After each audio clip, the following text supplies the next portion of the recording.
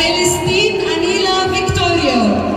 Isang malaking karangalan ang naiuwi ng 9 na taong gulang na si Celestine Anela Victorio matapos magkampiyon sa Universal Concept of Mental Arithmetic System o UCMAS International Competition and World Cup 2025 na ginanap sa Tbilisi, Georgia noong Desyembre 6 at 7.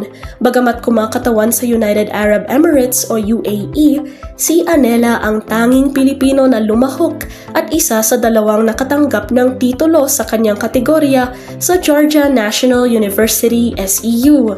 Ang kompetisyong ito ay isa sa pinakamalaking pagsasanay sa Caucasus region, isang mabulubunduking rehiyon sa pagitan ng silangang Europa at kanlurang Asya.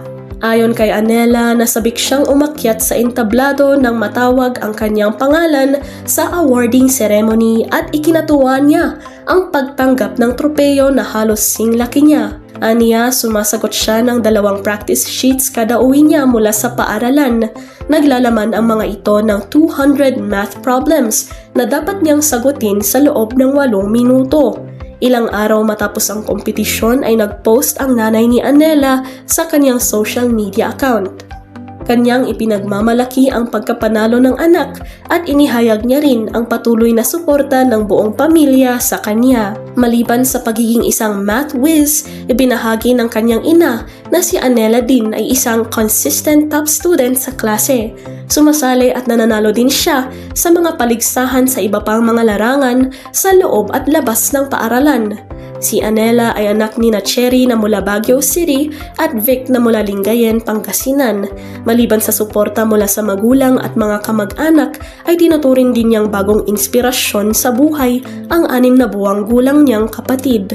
Ang mga nakamtan ni Anela sa 9 na taong gulang pa lamang ay nagpapatunay na sa pamamagitan ng tiyaga, disiplina at solid na suporta ng pamilya ay kayang-kaya ng mga Pilipino ang magwagi sa pandaigdigang entablado.